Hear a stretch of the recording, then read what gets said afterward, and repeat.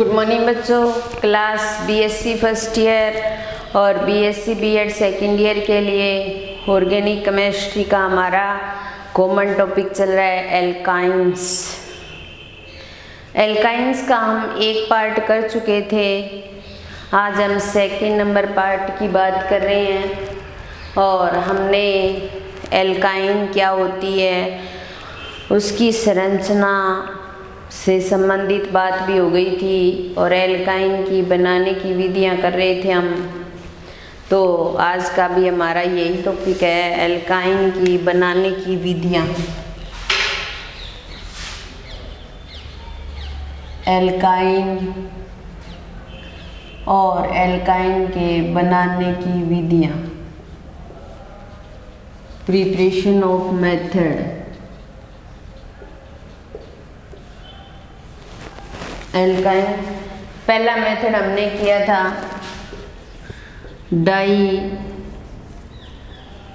डाईहैलाइडों के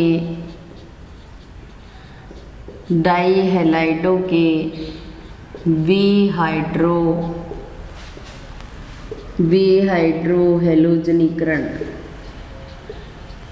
यहाँ तक हमने कर लिया था, ये मेथड भी कर लिया था हमने। और अब हम सेकंड मेथड की बात कर रहे हैं और सेकंड मेथड है वाइनिल हैलाइड। क्या है भाई? Vinyl halide.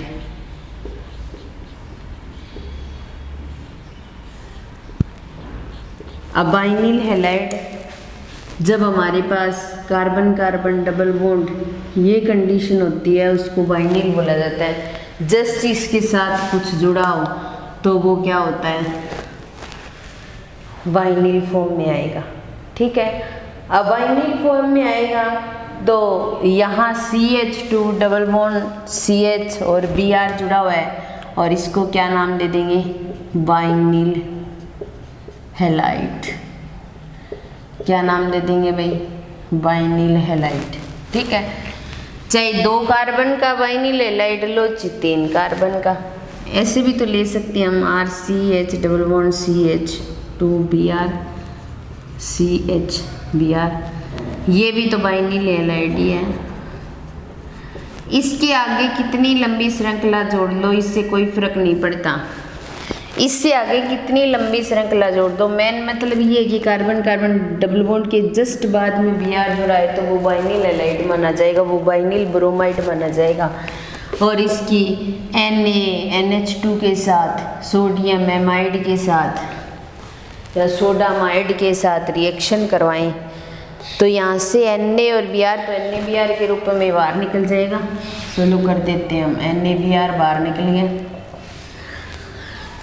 एक हाइड्रोजन यहाँ से NH2 के साथ ऐड हो जाएगा, क्या बना देगा? NH3। पीछे क्या बच गया? CH ट्रिपल बॉन्ड CH, यही बच गया। और इसको क्या नाम दे देंगे? एल्काइन। NaNH2 इसके साथ रिएक्शन करवाएंगे, NaBr बाहर निकल गया और यहाँ से एक H और NH3 के साथ जुड़ेगा तो RC ट्रिपल बॉन्ड CH और प्लस में NH3 और प्लस में NaBr और क्या बन जाएगा? एल्काइन। क्या बन जाएगा? एल्काइन। तो वाइनिल हैलाइड की सोडामाइड के साथ रिएक्शन करवाएंगे तो क्या बन जाएगा भाई? एल्काइन बन जाएगा। और एल्काइन ही हम बनाना चाहती थी। तीसरा मेथड टेट्रा हेलो एल्केन से। टेट्रा हेलो एल्केन से RC इसके साथ Br जुड़ा हुआ है, इसके साथ Br जुड़ा हुआ है, C इसके साथ Br जुड़ा हुआ है, इसके साथ Br जुड़ा हुआ है, CH। ठीक है, और ये क्या है? Tetra halo alkane.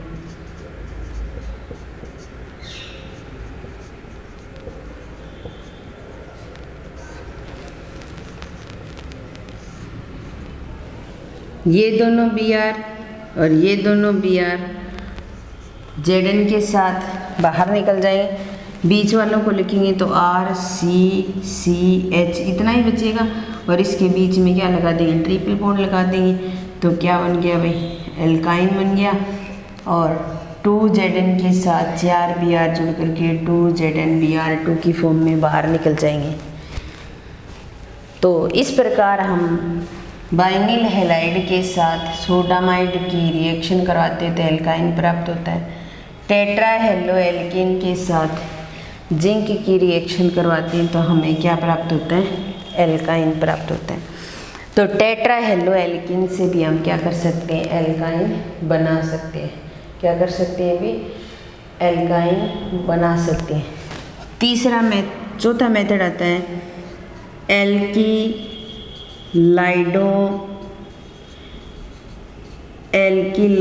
के एल्कलीकरण से। एल्किलाइडों के एल्कलीकरण से, एल्किलाइडों के एल्कलीकरण से। एल्किलाइडों के एल्कलीकरण की बात करें हम तो हमारे पास R C triple bond C और N ये तो पॉजिटिव की तरह बिहेव करता है, ये नेगेटिव की तरह। और ये क्या है, सोडियम एल्किलाइड, सोडियम एल्किलाइड।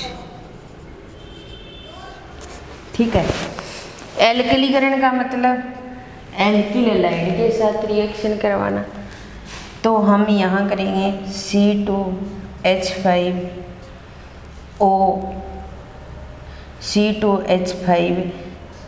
के साथ रिएक्शन करवाएं। C2H5O एल्किल हैलाइड C2H5X क्या हो जाएगा, C2H5X के साथ क्या करवाएंगे, रिएक्शन करवाएंगे।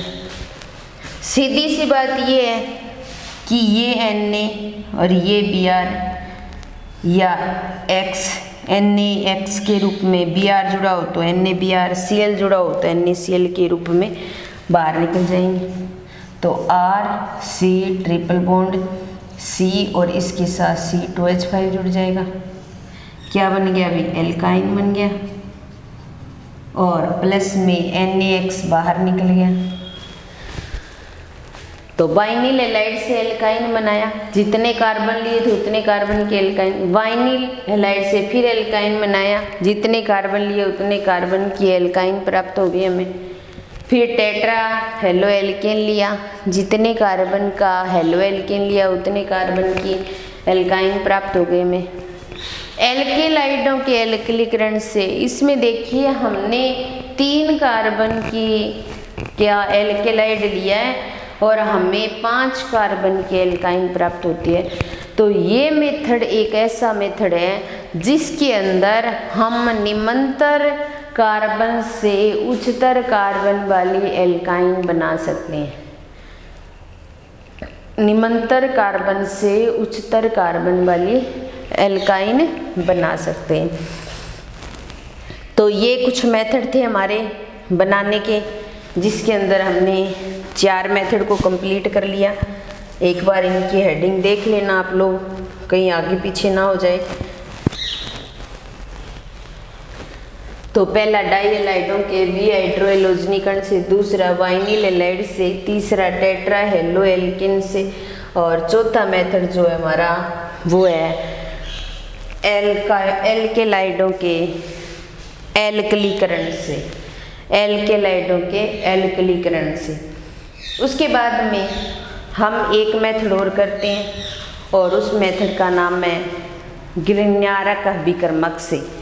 गिरण्यारक अभिकर्मक से, गिरण्यारक अभिकर्मक के अंदर अपने क्या करेंगे, जैसे देखिए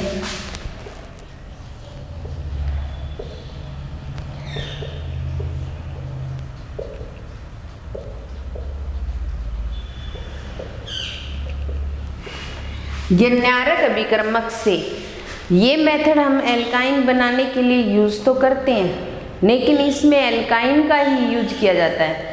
तो कहने का मतलब ये है कि हम एल्काइन का प्रिपरेशन नहीं करते इसके अंदर, एक प्रकार से हम क्या करते हैं, निमंतर एल्काइन को उस्तर एल्काइन में चेंज करते हैं, बस इतनी बात होती है इसके अंदर। तो इसके अंदर एल्काइन ही लेंगे, जैसे देखिए RC∭CH, ये क्या ले रहे हैं, एल्काइन ले रहे हैं, ठीक है। और इस एल्काइन की क्या करवा रहे हैं, RMGX के साथ में क्या करवा रहे हैं, रिएक्शन करवा रहे हैं। और RMGX के साथ रिएक्शन कराने पर ये नेगेटिव की तरह बिहेव करता है, ये पॉजिटिव की तरह, ये नेगेटिव की तरह, ये पॉजिटिव की तरह, ये नेगेटिव की तरह बिहेव करता है। अब देखिए इस एल्काइन के अंदर जो कार्बन है उस पर नेगेटिव चार्ज है, और जो गिरनारक अभिकर्मक का R है उस पर क्या है, नेगेटिव चार्ज है। मैं ये कह दूं इस R को इसके साथ जोड़ेंगे तो नहीं जोड़ सकते। क्यों नहीं जोड़ सकते, क्योंकि हम क्या कर रहे हैं, एक पॉजिटिव और नेगेटिव को जोड़ेंगे, एक पॉजिटिव और नेगेटिव को जोड़ते हैं, हमेशा बॉन्डिंग उनके बीच में होती है। तो गिरनारक अभिकर्मक का जो R है वो नाभिक स्नेही की भांति व्यवहार करता है। ये R और H आपस में जुड़ेंगे तो RC∭C, और इसके साथ कौन जुड़ेगा, MgX, ये नेगेटिव, ये पॉजिटिव, और ये नेगेटिव बिहेव करेगा। आगे बात समझ में। और R और H यानी कि एल्केन के रूप में क्या हो जाएंगे, बाहर निकल जाएंगे। अब देखो गिरनारक अभिकर्मक से रिएक्शन कैसे करवाते हैं। पहले हम एल्काइन की गिरनारक अभिकर्मक के साथ रिएक्शन करवाते हैं, रिएक्शन करवा करके एक मध्यवर्ती बनाते हैं, और उस मध्यवर्ती को, वो मध्यवर्ती बना है, उस मध्यवर्ती को हम ले रहे हैं, और ये ले लिया MgX, नेगेटिव पॉजिटिव नेगेटिव, और इसकी फिर एल्किल हैलाइड के साथ रिएक्शन करवाते हैं भाई। तो कहने का मतलब है गिरनारक अभिकर्मक की एल्काइन और एल्किल हैलाइड के साथ रिएक्शन करवाई जाती है, तब उच्चतर एल्काइन प्राप्त होता है। MgX इस X को जोड़कर MgX2 के रूप में बाहर निकल जाएगा, निकल गया, क्योंकि Mg पर +2 चार्ज होता है। और RC∭C और इसके साथ CH3 जुड़ जाएगा। यहाँ 3 कार्बन की एल्काइन ली, यहाँ कितने कार्बन की बन गई, 4 कार्बन की। तो इस मेथड का यूज इसलिए किया जाता है कि अगर हमारे पास में निम्नतम कार्बन वाली एल्काइन है तो उससे हम उच्चतर कार्बन वाली एल्काइन बोल सकते हैं, ठीक है, या उच्चतर कार्बन वाली एल्काइन हम प्राप्त कर सकते हैं। तो निम्नतर 3 कार्बन की एल्काइन लेकर के हमने 4 कार्बन की बना ली, 4 की लेकर के 5 की बना लेंगे। तो ये हमारे 5 मेथड थे एल्काइन बनाने के, डाई हैलाइडों के, वी हाइड्रोएलोजनीकरण से, वाइनिल हैलाइड से, टेट्रा हेलोएल्किन से, एल्केलाइडों के एल्किलीकरण से, और गिरनारक अभिकर्मक से। ये कंप्लीट हो गए, एल्काइन के बनाने की विधियां कंप्लीट हो गई हैं।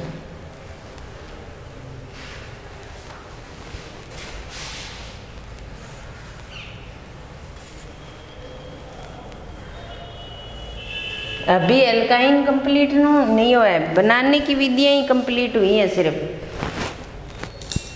अब देखिए एल्काइन टॉपिक हमारा चल रहा है,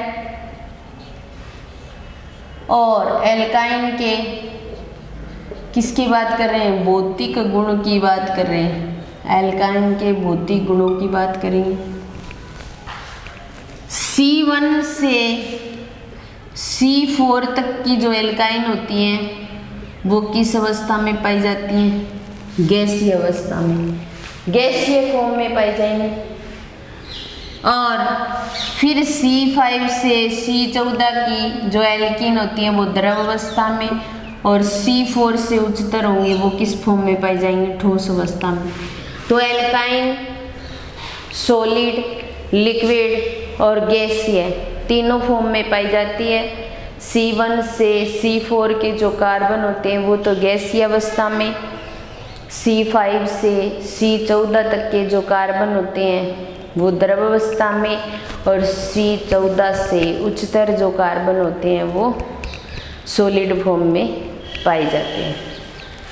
अगर ये तो पहला गुण हो गया, अगर हम एल्काइन को जल में डाल दें तो जल में क्या होगी, अविलय होगी। तो एल्काइन जितनी भी हैं वो जल में तो क्या होती हैं, अविलय होती हैं। और कार्बनिक विलायक, कार्बनिक विलायक चाहे ईथर हो चाहे एल्कोहल हो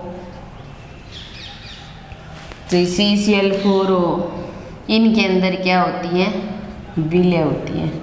तो ये दो भौतिक गुण एल्काइन के कि C1 से C4 के कार्बन गैस अवस्था में, C4 से C14 तक के कार्बन लिक्विड फॉर्म में और C14 से उस तर सॉलिड फॉर्म में जल में अविलय होती है और कार्बनिक विलायकों में विलयशील होती है। अब हम बात करते हैं रासायनिक अभिक्रियाओं की या रासायनिक गुण की। एल्काइन जो होता है वो टोटल 6 प्रकार की रिएक्शन शो करता है। एल्काइन जो होता है वो 6 प्रकार की रिएक्शन शो करता है। पहली रिएक्शन इलेक्ट्रॉन स्नेही योगात्मक अभिक्रिया। और इलेक्ट्रॉन स्नेही योगात्मक अभिक्रिया क्या होती है, जिस कंपाउंड के पास डबल या ट्रिपल बॉन्ड होता है और इलेक्ट्रॉन स्नेही का अटैक होता है, इलेक्ट्रॉन स्नेही ऐड करता है, कार्बोकेटाइन बनता है, बाद में नाभिक स्नेही जुड़ता है, तो वो रिएक्शन इलेक्ट्रॉन स्नेही योगात्मक अभिक्रिया होती है।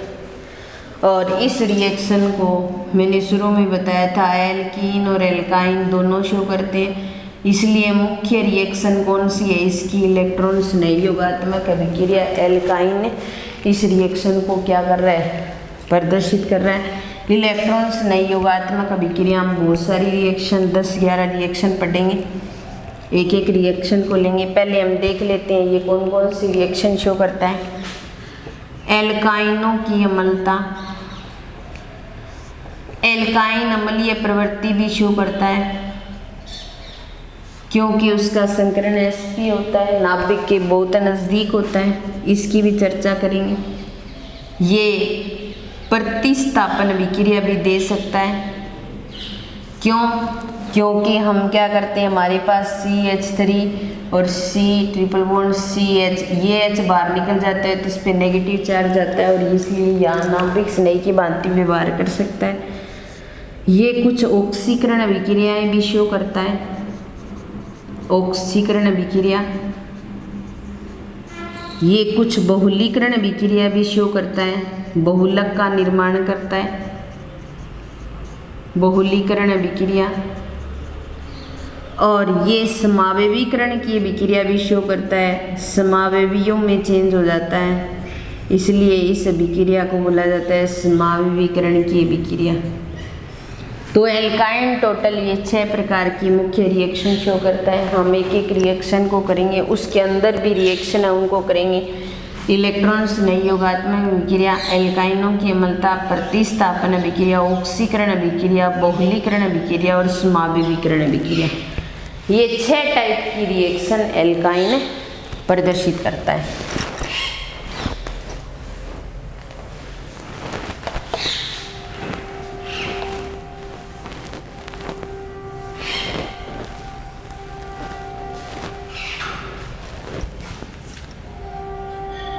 एल्काइन और एल्काइन का कौन सा टॉपिक, रासायनिक अभिक्रिया।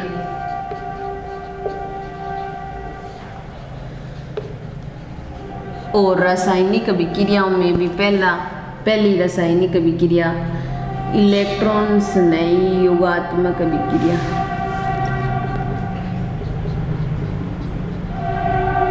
इलेक्ट्रॉन स्नेही योगात्मक अभिक्रिया पहली reaction. Carbon carbon triple bond उपस्थित होता है एल्काइन के अंदर, और इलेक्ट्रॉन स्नेही योगात्मक का मतलब इलेक्ट्रॉन स्नेही योग करेगा। इलेक्ट्रॉन स्नेही के पास में कोई भी इलेक्ट्रॉन नहीं होता। अब देखिए, ये कार्बन कार्बन ट्रिपल बॉन्ड है, ये हमारे पास क्या है, एल्काइन है।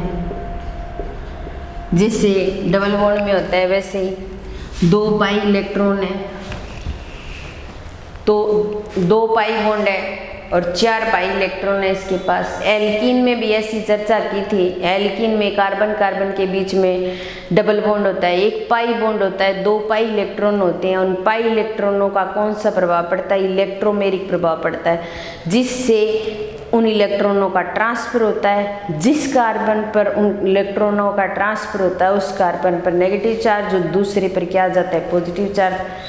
तो अब एल्काइनों के पास तो 2 डबल बॉन्ड है और 2 डबल बॉन्ड है तो 4 पाई इलेक्ट्रॉन है इनके पास, और 4 पाई इलेक्ट्रॉनों का ट्रांसफर होगा, इलेक्ट्रोमेरिक प्रभाव पड़ेगा। अब देखो हम x y के साथ रिएक्शन करा रहे हैं। मान लो इसको मैं पॉजिटिव मान लेती हूँ, इसको नेगेटिव। सिमेट्रिकल एल्कीन है हमारे पास, इलेक्ट्रॉनों का कहीं भी ट्रांसफर करवा सकते हैं, इलेक्ट्रोमेरिक प्रभाव पड़ेगा। मान लो मैं ये इलेक्ट्रॉन यहाँ ट्रांसफर करती हूँ, इस पे नेगेटिव और इस पे क्या जाता है? पॉजिटिव। तो इस कार्बन के साथ कौन जुड़ेगा? Y नेगेटिव वाला जुड़ेगा। नेगेटिव वाला जोड़ने से पहले हम ऐसा करते हैं, इस कार्बन के साथ X पॉजिटिव वाला जोड़ देते हैं क्योंकि इस पे नेगेटिव चार्ज है। फिर इस कार्बन पर क्या आएगा? पॉजिटिव चार्ज आएगा, क्योंकि इलेक्ट्रोमेरिक प्रभाव पड़ने से इलेक्ट्रॉनों का ट्रांसफर हो रहा है। एक कार्बन पर नेगेटिव चार्ज, दूसरे पर क्या आ रहा है? पॉजिटिव चार्ज आ रहा है। नेगेटिव चार्ज कार्बन पर पॉजिटिव चार्ज वाला जा रहा है। पहले क्यों जा रहा है भाई? हम नेगेटिव वाले को क्यों नहीं ले जा सकते? पॉजिटिव वाला इसलिए जा रहा है क्योंकि हम क्या कर रहे हैं? इलेक्ट्रॉन्स नई योगात्मक अभिक्रिया कर रहे हैं, और इलेक्ट्रॉन्स नहीं का मतलब इलेक्ट्रॉन्स नहीं आएगा, योग का मतलब इलेक्ट्रॉन्स नहीं योग करेगा। तो हमने क्या करवाया? इलेक्ट्रॉन्स नहीं का योग करवाया है और क्या बन गया है? कार्बोकेटाइन। अब इस कार्बोकेटाइन वाले कार्बन के साथ कौन जाएगा? नेगेटिव वाला जाएगा। इसके पास इलेक्ट्रॉन नहीं है, इसके पास में 2 इलेक्ट्रॉन है, 1 इलेक्ट्रॉन उसको दे देगा और बॉन्डिंग कर लेगा, और इसलिए इसके साथ हम क्या जोड़ देंगे? वाई जोड़ देंगे। इतनी बात आई समझ में? ये क्या बन गए? एल्कीन व्युत्पन्न बन गए, एल्कीन के डेरिवेटिव बन गए हमारे पास। ठीक है, अब इस एल्कीन के डेरिवेटिव को लेंगे हम,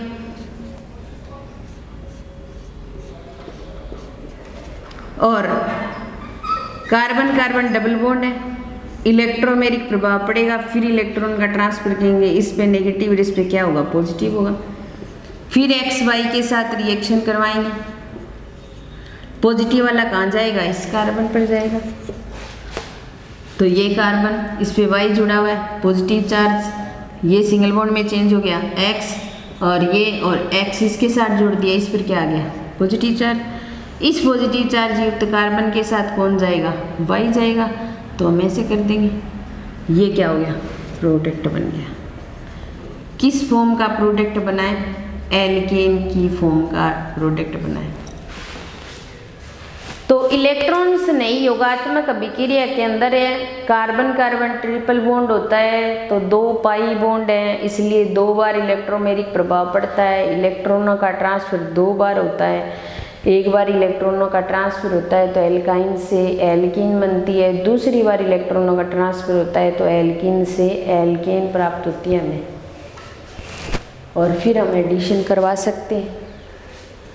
ये हमारे पास एल्कीन व्युत्पन्न है। एल्कीन व्युत्पन्न का फिर इलेक्ट्रॉन ट्रांसफर करवाया, हमें क्या प्राप्त हो गया? एल्कीन व्युत्पन्न प्राप्त हो गए। ये थी हमारी इलेक्ट्रॉन्स में योगात्मक अभिक्रिया, जिसका एक जनरल सा बेसिक परफॉर्मा हमने तैयार किया है, लेकिन इसमें बहुत सारी रिएक्शन आती हैं।